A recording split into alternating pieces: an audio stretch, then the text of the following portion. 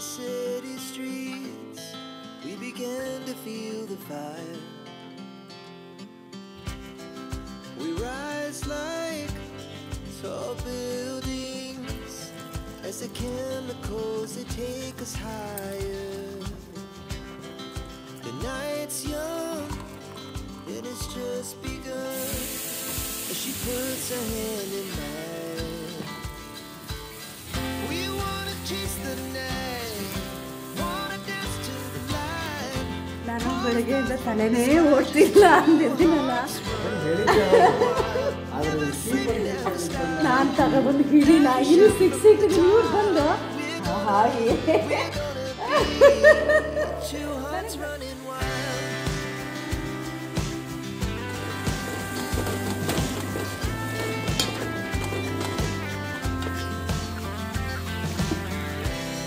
Now the morning is the afternoon. We lay awake in bed.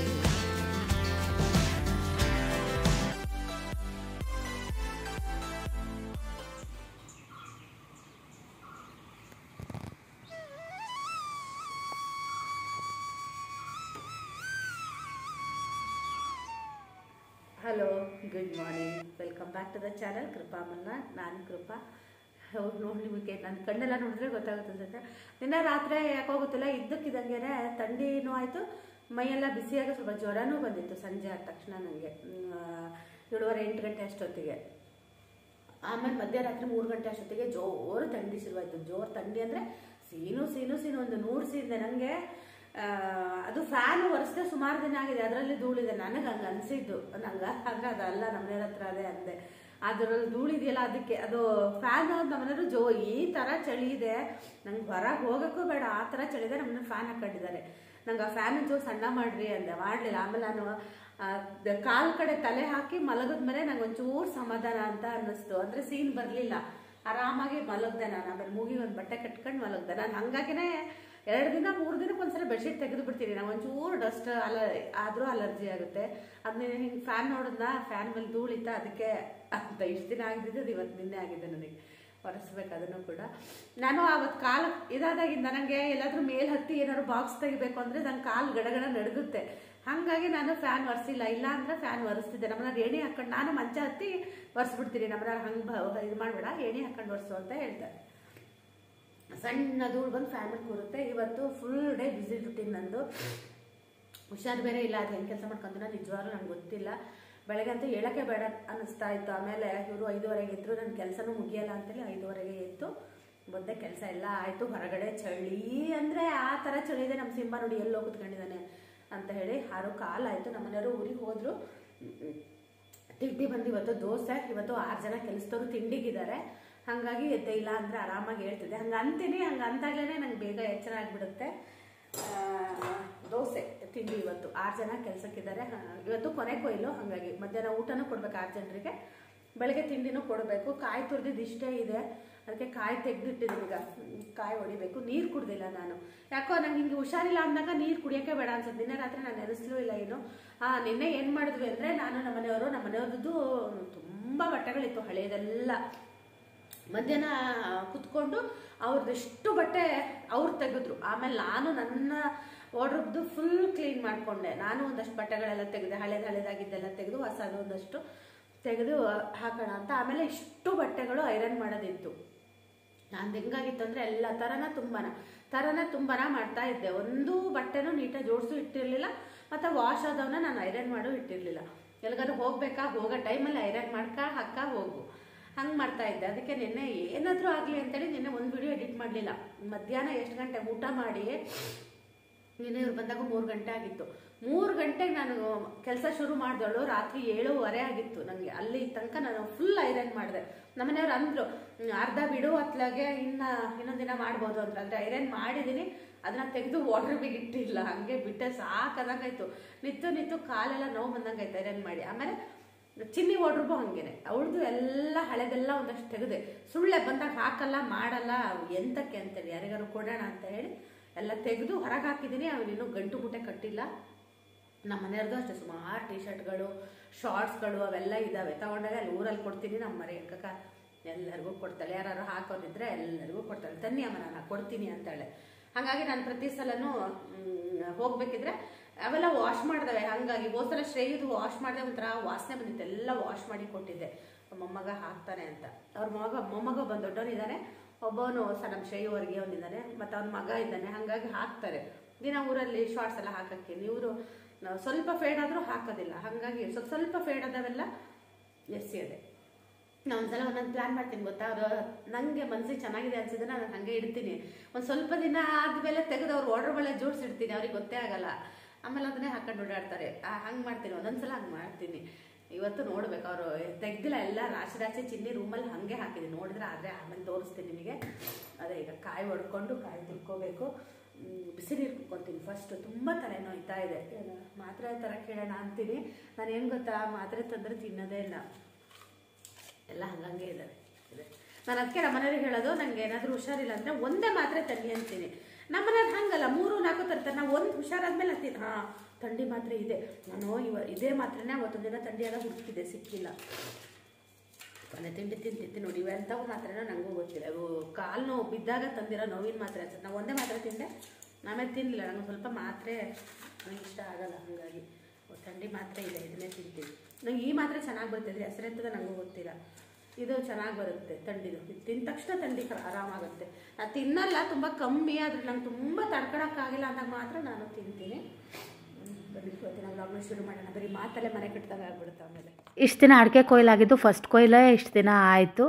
ಆದರೆ ಏನಂದರೆ ನಂದು ಹಳೆ ವೀಡಿಯೋಗಳು ಇರೋದ್ರಿಂದ ಮಧ್ಯೆ ಅದನ್ನು ಕೂಡ ಹಾಕಿದ್ದೆ. ಹಾಗಾಗಿ ಸ್ವಲ್ಪ ನನಗೆ ಕನ್ಫ್ಯೂಷನ್ ಆಗ್ತಾಯಿದೆ, ನಿಮಗೂ ಆಗುತ್ತೇನೋ ಗೊತ್ತಿಲ್ಲ.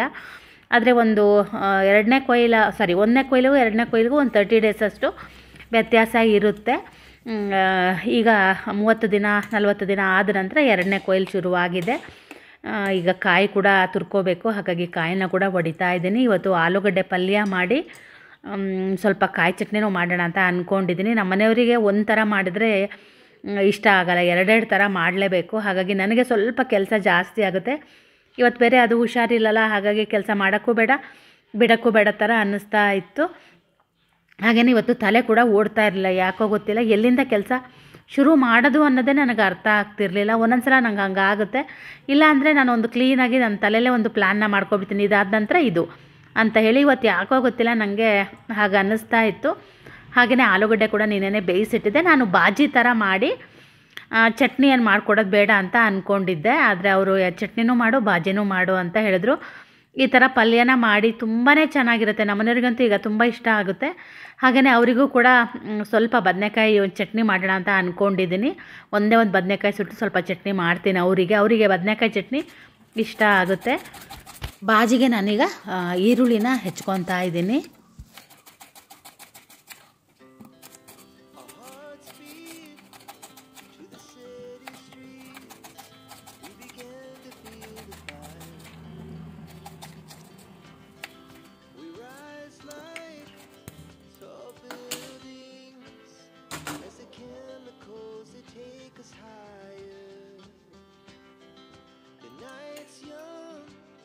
ಬಾಜಿಗೆ ನಾನು ಸ್ವಲ್ಪ ಎಣ್ಣೆ ಹಾಕಿದ್ದೀನಿ. ಈಗ ಚಳಿ ಜಾಸ್ತಿ ಇರೋದಕ್ಕೆ ಕೊಬ್ಬರಿ ಎಣ್ಣೆ ಕೂಡ ಗಟ್ಟಿ ಆಗಿಬಿಡುತ್ತೆ. ಅದು ಕರಗಿದ ನಂತರ ನಾನು ಸಾಸಿವೆ ಹಾಕಿದ್ದೀನಿ.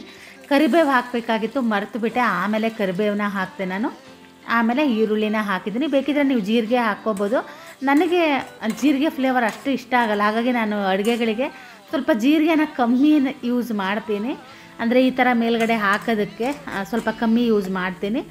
ಹಾಗೆ ಇದು ಬೇಯ್ತಾ ಇರಲಿ. ಸ್ವಲ್ಪ ಹಸಿಮೆಣಸನ್ನು ಕೊಯ್ಕೊಬರೋಣ ಅಂತ. ಹಸಿಮೆಣಸಲ್ಲ, ಸೂಜಿಮೆಣಸು ನಮ್ಮ ಗಿಡದಲ್ಲೇ ಬಿಟ್ಟಿತ್ತು. ಯಾಕಂದರೆ ಇದು ಸ್ವಲ್ಪ ಖಾರ ಇದ್ದರೆ ಚೆನ್ನಾಗಿರುತ್ತೆ. ಮತ್ತು ಕೆಲಸದವ್ರು ಸ್ವಲ್ಪ ಖಾರ ತಿನ್ನೋಕ್ಕೆ ಇಷ್ಟಪಡ್ತಾರಲ್ಲ, ಹಾಗಾಗಿ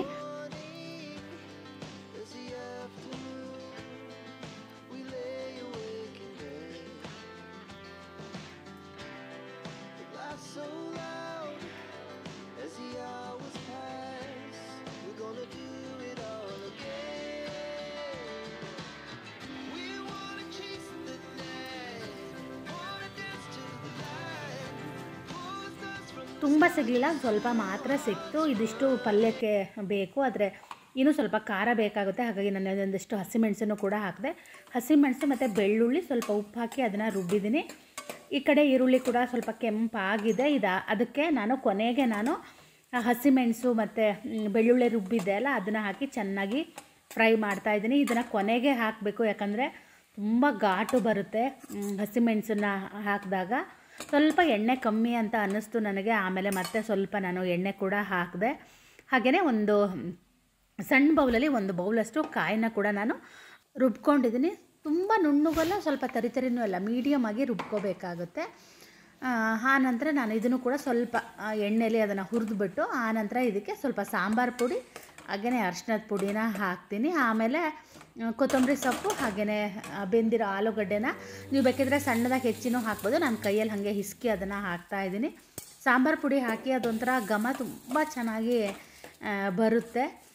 ಇದೆಲ್ಲದನ್ನು ಒಂಚೂರು ಹುರಿದಾದ ನಂತರ ನಾನು ಕೊನೆಗೆ ಆಲೂಗಡ್ಡೆನ ಮಿಕ್ಸ್ ಮಾಡ್ತೀನಿ. ಹಾಗೆಯೇ ಇದು ಚಟ್ನಿಗೆ ಕೂಡ ನಾನು ಮೆಣಸನ್ನ ಹುರಿತಾ ಇದ್ದೀನಿ. ಅದು ಹುರಿದೆ ಅಲ್ಲ, ಇಡೀ ಮನೆ ತುಂಬ ಮತ್ತೆ ಜಾಸ್ತಿ ಘಾಟ್ ಆಗೋದಕ್ಕೆ ಶುರುವಾಯಿತು. ಹಾಗೆಯೇ ನಾನು ಮಿಕ್ಸಿ ಜಾರನ್ನು ತೊಳೆದು ಅದಕ್ಕೆ ನೀರನ್ನು ಹಾಕ್ತಾಯಿದ್ದೀನಿ.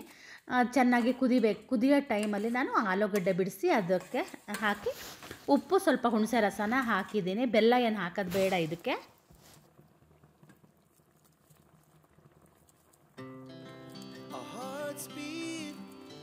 To the city streets, we began to feel the fire.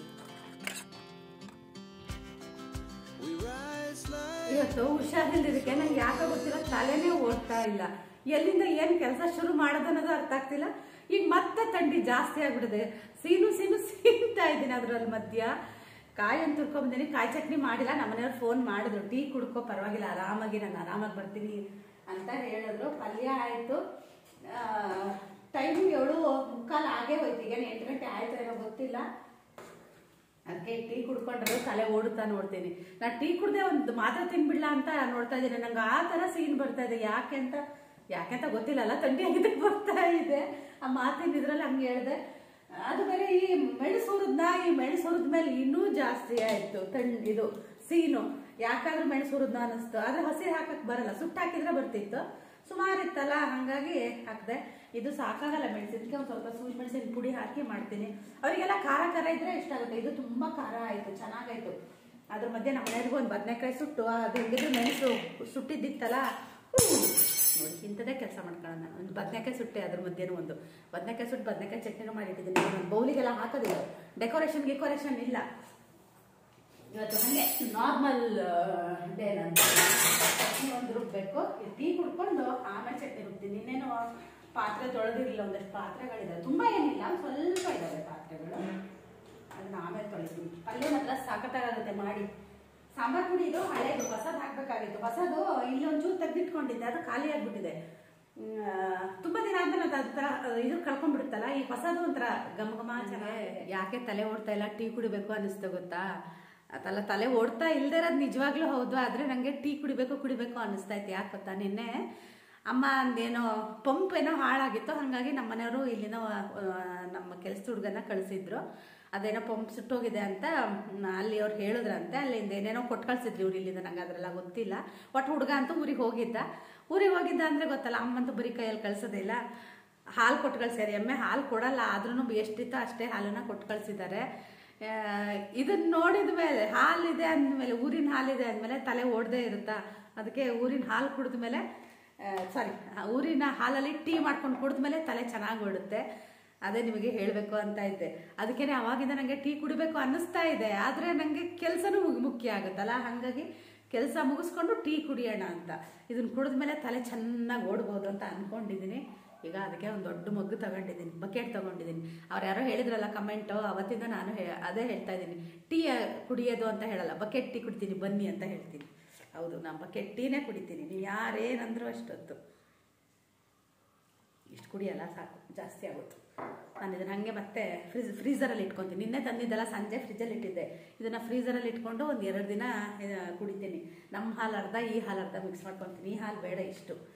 ಅದು ಒಂಥರ ಇದು ಏನು ಗೊತ್ತಾ, ಅಮೃತ ಇದ್ದಂಗೆ. ಅದಕ್ಕೇ ಇದನ್ನು ಅವಾಗವಾಗ ಸ್ವಲ್ಪ ಮಾತ್ರ ಕುಡಿಬೇಕು. To the city streets, we began to feel the fire. We rise like tall buildings. chemicals that take us higher. The night's young, it has just begun. As she puts her hand in mine. ಯಾಕೆ ತಲೆ ಓಡ್ತಿರ್ಲಿಲ್ಲ ಅಂತ ಗೊತ್ತಾಯ್ತಾ? ಇದೇ ಕಾರಣಕ್ಕೆ ಇವತ್ತು ನನ್ನ ತಲೆ ಓಡ್ತಾ ಇರಲಿಲ್ಲ. ಸುಮ್ಮನೆ ತಮಾಷೆಗಂದೆ. ನನಗೆ ಕೆಲಸನೂ ಇತ್ತು ಮತ್ತು ಹುಷಾರು ಬೇರೆ ಇರಲಿಲ್ಲಲ್ಲ, ಹಾಗೆ ಚಟ್ನಿ ರುಬ್ಬಿ ನಾನು ಮತ್ತೊಂದು ಬೌಲಿಗೆಲ್ಲ ಹಾಕಲಿಲ್ಲ. ಯಾಕಂದರೆ ಮತ್ತು ಅದನ್ನು ತೊಳಿಬೇಕು, ಅದಕ್ಕೆ ಅದರಲ್ಲೇ ಎಷ್ಟು ಬೇಕಷ್ಟು ನಾವು ಇಬ್ಬರು ಹಾಕ್ಕೊಂಡು ಅದಷ್ಟನ್ನು ಕೆಲಸದವರಿಗೆ ಒಯ್ಯಲಿ ಅಂತ ಹಾಗೆ ಹಾಕಿದೆ. ನಾನು ನಮ್ಮನೆಯವ್ರಿಗೂ ಫೋನ್ ಮಾಡಲಿಲ್ಲ, ಹಾಗೆ ದೋಸೆ ಹಂಚಿಟ್ಟೆ. ಆದರೆ ನಾನು ಒಂದು ದೋಸೆ ಒಯ್ಯೋಷ್ಟೊತ್ತಿಗೆ ಹಾಗೆಯೇ ಅವರು ಕೂಡ ಬಂದರು. ನಾನು ಮತ್ತೆ ಪದೇ ಎಂತ ಫೋನ್ ಮಾಡೋದು ಅಂತೇಳಿ ಫೋನ್ ಮಾಡಲಿಲ್ಲ. ಅವರು ಕೂಡ ನಾನು ಊರಿಂದ ಹೊರಟೆ, ನೀನು ದೋಸೆ ಹೊಯ್ಯಿ ಅಂತ ಕೂಡ ಹೇಳಿಲ್ಲ. ಅದು ಒಂದು 30 ದೋಸೆ ಮೇಲೆ ಬೇಕಾಗುತ್ತಲ್ಲ, ತುಂಬ ಟೈಮ್ ಬೇಕಾಗುತ್ತೆ. ದೋಸೆ ತುಂಬಾ ಚೆನ್ನಾಗಾಗಿತ್ತು. ನಾನು ಸ್ವಲ್ಪ ಅನ್ನನ ಜಾಸ್ತಿ ಹಾಕಿದ್ದೆ, ಮೆತ್ತಗಿದ್ರೆ ಅವರಿಗೆ ಅಲ್ಲಿ ದೋಸೆ ತಿನ್ನೋಕ್ಕೆ ಚೆನ್ನಾಗಿರುತ್ತೆ. ಹಾಗಾಗಿ ನಾನು ಅವಲಕ್ಕಿ ಹಾಕಲ್ಲ ದೋಸೆಗೆ, ಅಥವಾ ಮಂಡಕ್ಕಿನೂ ಹಾಕಲ್ಲ, ಅನ್ನನೇ ಸ್ವಲ್ಪ ಜಾಸ್ತಿ ಹಾಕ್ತೀನಿ. ಆವಾಗ ಮೆತ್ತಗೆ ಚೆನ್ನಾಗಿ ಬರುತ್ತೆ. ಅದೇ ಅಷ್ಟು ಜನರಿಗೆ ಮಾಡಬೇಕಿದ್ರೆ ಸ್ವಲ್ಪ ಹೆದರಿಕೆ ಆಗುತ್ತೆ. ನಾನು ಇನ್ನೇನು ಒಂದು ದೋಸೆ ಹೊಯ್ದಿದ್ದೆ ಅಷ್ಟೇ. ಅಷ್ಟೊತ್ತಿಗೆ ಅವರು ಕೂಡ ಬಂದರು. ಆಮೇಲೆ 2 ಹಂಚಲ್ಲಿನೇ ದೋಸೆ ಹೊಯ್ತಾ ಇದ್ದೀನಿ. 2 ಹಂಚಲ್ಲಿ ಹೊಯ್ಯೋಕ್ಕೆ ಸ್ವಲ್ಪ ಕಷ್ಟ ಆಗುತ್ತೆ ನನಗೆ.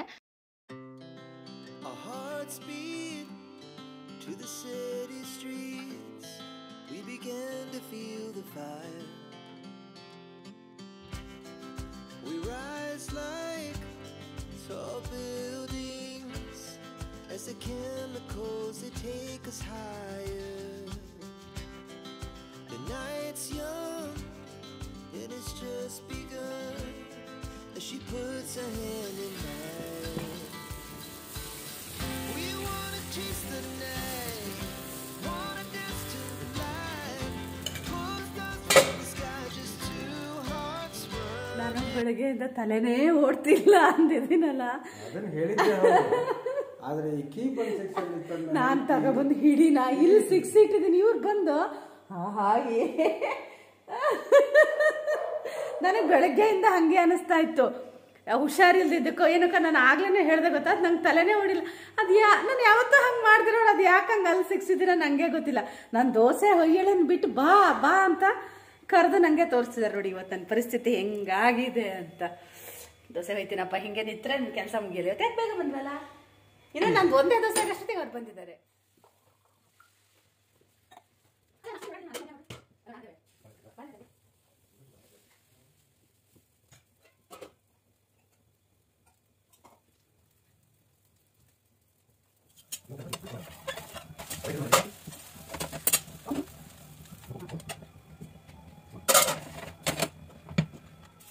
ಹಾಗೆಯೇ ದೋಸೆ ಹೊಯ್ದಾತು. ಇವಾಗ ನಾನು ಕೂಡ ತಿಂಡಿ ತಿಂತಾ ಇದ್ದೀನಿ. ದೋಸೆನ ಬಿಸಿ ಇರಬೇಕಿದ್ರೇ ಬಾಕ್ಸಿಗೆ ಹಾಕಬಾರ್ದು, ಅದು ನೀರು ಹೊಡೆದಂಗೆ ಆಗಿಬಿಡುತ್ತೆ ಮತ್ತು ಒಂದಕ್ಕೊಂದು ಅಂಟ್ಕೊಂಡ್ಬಿಡುತ್ತೆ. ಹಾಗಾಗಿ ನಾನು ಪೂರ್ತಿ ಈ ಥರ ಆರು ಹಾಕಿ ಅವರು ಹೋಗೋ ಟೈಮಿಗೆ ನಾನು ಬಾಕ್ಸಿಗೆಲ್ಲ ಹಾಕಿ ಕೊಡ್ತೀನಿ. ಹಾಗೆಯೇ ಟೀ ಮಾಡಿ ಕೊಡು ಅಂದರು, ಟೀ ಕೂಡ ಮಾಡಿ ಹಾಕ್ತಾಯಿದ್ದೀನಿ. ಯಾಕಂದರೆ ತುಂಬ ಚಳಿ ಇರೋದಕ್ಕೆ ಏನಾದರೂ ಬಿಸಿ ಕುಡಿಬೇಕು ಅನಿಸುತ್ತಲ್ಲ ಅವ್ರಿಗೆ ತಿಂಡಿ ಆದ ನಂತರ. ಹಾಗೆಯೇ ಮಧ್ಯಾಹ್ನ ಊಟ ಕೂಡ ಕೊಡಬೇಕು. ನಾನು ಅವರಿಗೆ ಬಣ್ಸೌತೆ ತರ್ರಿ ಅಂತ ಹೇಳಿದ್ದೆ. ಬಣ್ಸೌತೆ ಹಾಗೆಯೇ ಇದು ಕುಂಬಳಕಾಯಿ ಇದೆ, ಸೋರೆಕಾಯಿ ಅಂತಿರಲ್ವ, ಅದಿದೆ. ಅದನ್ನು ಹಾಕಿ ಇವತ್ತು ಸಾಂಬಾರು ಮಾಡ್ತೀನಿ. ನಾನು ನಿನ್ನೆ ರಾತ್ರಿನೂ ಪಾತ್ರೆ ತೊಳೆದಿರಲಿಲ್ಲಲ್ಲ, ಒಂದು ಸ್ವಲ್ಪ ಮಾತ್ರ ಇತ್ತು. ಆಮೇಲೂ ಕೂಡ ನನಗೆ ಪಾತ್ರೆ ತೊಳೆಯೋಕೆ ಆಗಲೇ ಇಲ್ಲ. ಹಾಗಾಗಿ ಇವತ್ತು ಪಾತ್ರೆ ನೋಡಿ, ಪಾತ್ರೆ ಇದರಿಂದ ಹೊರಗೆ ಬಂದಿದ್ದಾವೆ, ಅಷ್ಟು ಪಾತ್ರೆ ಇದೆ. ಟೈಮ್ ಕೂಡ ಎಷ್ಟಾಗಿದೆ ಅಂತ ನಿಮಗೆ ತೋರಿಸ್ತೀನಿ. ನೋಡ್ಬೋದು 9:15 ಆಗಿದೆ ಅಷ್ಟೇ, ಟೈಮ್ ಏನು ಆಗಿಲ್ಲ. ಆದರೆ ನಾನೀಗ ಮಧ್ಯಾಹ್ನಕ್ಕೆ ಅವರು ಅಡುಗೆನೂ ಕೂಡ ಮಾಡಬೇಕಲ್ಲ, 12:30 1 ಗಂಟೆಗೆ ಅವರು ಬರ್ತಾರೆ. ಊಟ ಮಾಡಿ ಮತ್ತು ಅವರು ಹೋಗೋಷ್ಟೊತ್ತಿಗೆ ಲೇಟ್ ಆಗುತ್ತೆ ಅಂತ 1:15ಗೆ ನಾನು ಫುಲ್ ರೆಡಿ ಮಾಡಿ ಇಟ್ಟಿರಬೇಕು.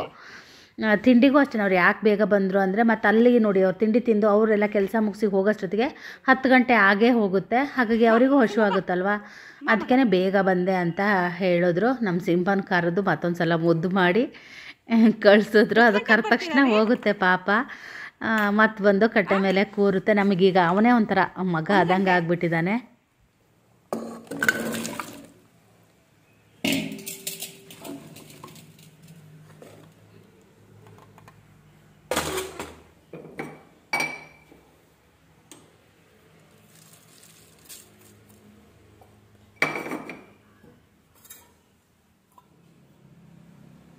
ತರಕಾರಿನ ಬೇರೆ ಬೇಯಿಸ್ಕೊತೀನಿ, ಹಾಗೆ ಬೇಳೆನೇ ಬೇರೆ ಬೇಯಿಸ್ಕೊತೀನಿ. ಚಟ್ನಿ ರುಬ್ಬಿರೋ ಮಿಕ್ಸಿ ಜಾರ್ ಇತ್ತಲ್ವ, ಅದಕ್ಕೇ ಸಾಂಬಾರಿನ ಖಾರನ ಕೂಡ ಅದರಲ್ಲೇ ರುಬ್ಕೊಳ್ಳೋಣ ಅಂತ ರುಬ್ಕೊತಾ ಇದ್ದೀನಿ. ಈಗ ಪಾತ್ರೆ ತೊಳೆಯೋ ಪ್ರೋಗ್ರಾಮ್ ಶುರುವಾಯಿತು.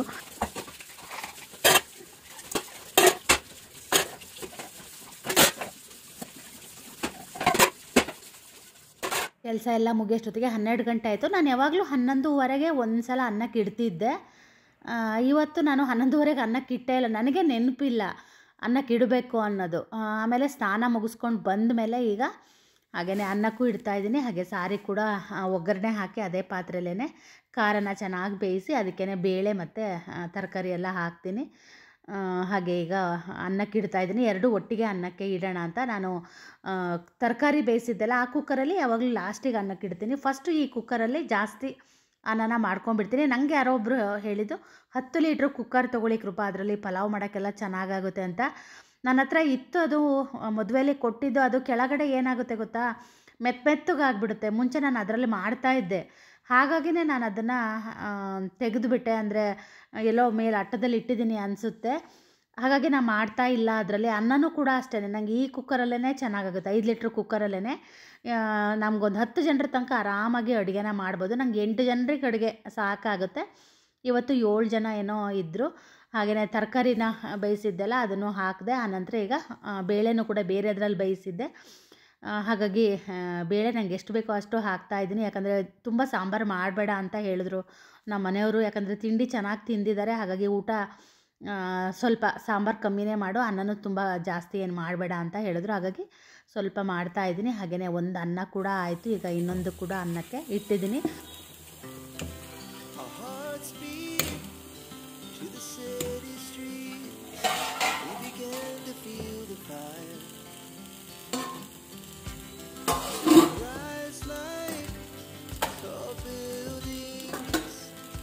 Chemicals that take us higher.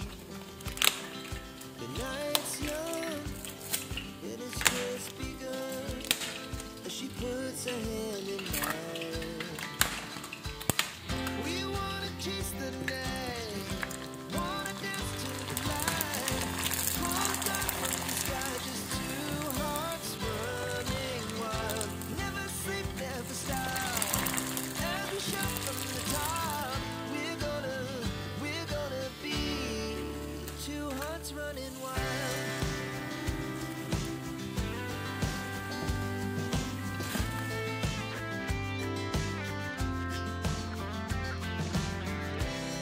Now the morning is the afternoon. We lay awake in bed.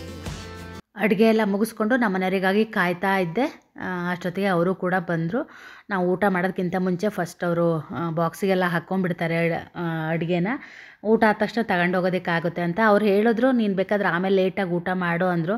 ನಾನು ಒಂದೇ ದೋಸೆ ತಿಂದಿದ್ದಲ್ಲ, ಹಾಗಾಗಿ ನನಗೂ ಕೂಡ ಹಸು ಆಗ್ತಾ ಇತ್ತು. ಅವ್ರು ಹೋದ್ಮೇಲೆ ನಂಗೆ ಊಟ ಮಾಡೋಕ್ಕೆ ಒಬ್ಳಿಗೂ ಒಂಥರ ಬೇಜಾರು ಅನಿಸುತ್ತೆ. ಹಾಗಾಗಿ ಅವ್ರು ಇದ್ದಾಗೆ ಎಷ್ಟೊತ್ತಿಗಾರೋ ಆಗಲಿ, 12:15 ಆದರೆ 12:15, 1 ಗಂಟೆ ಆದರೆ 1 ಗಂಟೆ ಊಟ ಮಾಡ್ಕೊಂಡು ಕುತ್ಕೊಂಡ್ಬಿಡ್ತೀನಿ. ಆಮೇಲೆ ನನಗೂ ಎಡಿಟಿಂಗ್ ಕೆಲಸ ಎಲ್ಲ ಇರುತ್ತಲ್ಲ, ಹಾಗಾಗಿ ಹಾಗೆಯೇ ಅವರಿಗೆ ಸ್ವಲ್ಪ ಮೊಸರುಗಾಯಿ ಮಾಡಿಕೊಡು ಅಂದರೆ ಅವ್ರಿಗೆ ಸೌತೆಕಾಯಿ ಮೊಸರುಗಾಯಿ ಇಷ್ಟ ಆಗುತ್ತೆ. ಹಾಗಾಗಿ ಸ್ವಲ್ಪ ಮೊಸರುಗಾಯಿ ಕೂಡ ಮಾಡಿದೆ. ಹಾಗೆಯೇ ಇವತ್ತಿನ ದಿನ ಕೂಡ ಚೆನ್ನಾಗಿ ಹೋಯಿತು. ನಾನು ತಿಂಡಿ ಆದಮೇಲೆ ಒಂದು ಥಂಡಿ ಮಾತನ್ನು ತಿಂದಮೇಲೆ ನನಗೊಂದು ಸಮಾಧಾನ ಅಂತ ಅನ್ನಿಸ್ತಾ ಇತ್ತು. ಹಾಗೆಯೇ ಇವತ್ತಿನ ಫುಲ್ ಡೇ ಬ್ಯುಸಿಯಾಗೇ ಇದ್ದೆ. ಹಾಗೆಯೇ ಇವತ್ತಿನ ವ್ಲಾಗ್ನ ಕೂಡ ಇಲ್ಲಿಗೆ ಮುಗಿಸ್ತಾ ಇದ್ದೀನಿ.